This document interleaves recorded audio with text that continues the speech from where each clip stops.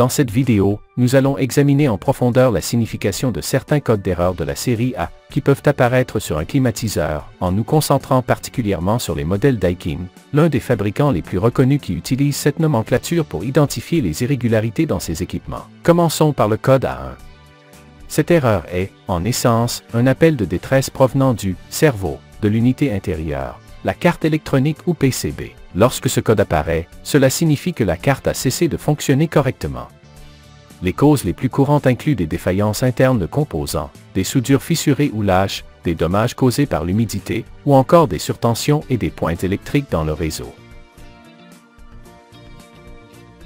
La première action recommandée est d'éteindre et de déconnecter l'appareil pendant plusieurs minutes afin de vérifier si l'erreur disparaît lorsqu'il est rallumé. B. Si le problème persiste, il est important de vérifier l'alimentation électrique avec un multimètre réglé sur l'échelle de tension alternative.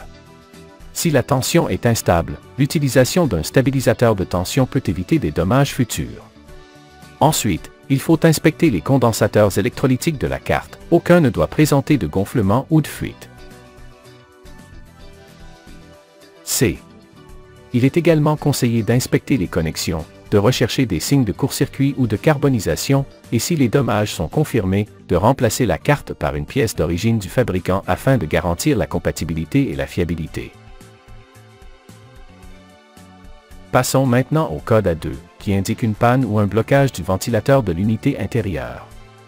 Cela peut être dû à la présence d'objets étrangers coincés dans les pales, à une accumulation excessive de poussière et de saleté dans le moteur, à des roulements usés ou à une défaillance dans l'électronique de commande.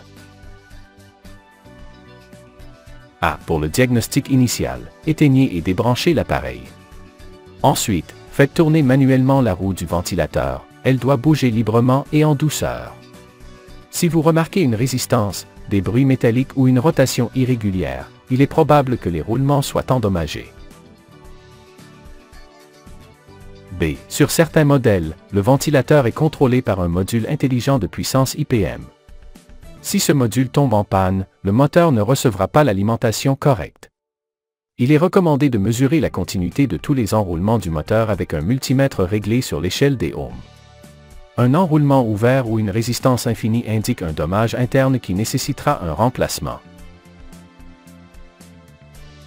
Lorsque l'appareil affiche le code A3, il nous avertit d'un problème dans le système de drainage des condensats. Cela se produit lorsque le capteur de niveau détecte de l'eau accumulée dans le bac inférieur, ce qui peut être dû à un tuyau de vidange obstrué, à une pompe de vidange défectueuse ou à une panne du capteur lui-même. La solution consiste à nettoyer soigneusement le tuyau de vidange, à éliminer toute obstruction et à vérifier le fonctionnement de la pompe. Il est également important de s'assurer que le capteur ou l'interrupteur de niveau est bien fixé, propre et correctement positionné pour détecter l'eau. Le code A5 est particulier car il peut apparaître dans deux situations opposées.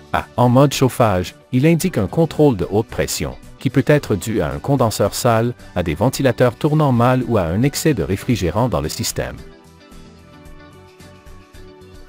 B. En mode refroidissement, il signale un risque de givrage, généralement causé par un manque de réfrigérant, des blocages dans le circuit ou un flux d'air insuffisant dû à des filtres ou des ventilateurs encrassés. Dans les deux cas, la solution inclut le nettoyage des échangeurs thermiques, la vérification et le nettoyage des filtres, la vérification du bon fonctionnement des ventilateurs, le contrôle de la charge de réfrigérant et la garantie que le flux d'air et l'échange thermique se font sans restriction. Enfin, le code A6 indique un problème au niveau du moteur du ventilateur, que ce soit dans l'unité intérieure ou extérieure. Cela peut être dû à une surcharge mécanique, à une surintensité, à un blocage physique des pales, à des enroulements endommagés ou à une alimentation électrique défectueuse. La réparation exige une inspection électrique complète, mesurer les résistances, vérifier les tensions et, si nécessaire, remplacer le moteur ou sa carte de commande. Ne pas traiter cette erreur à temps peut entraîner une panne plus grave affectant d'autres composants critiques du système.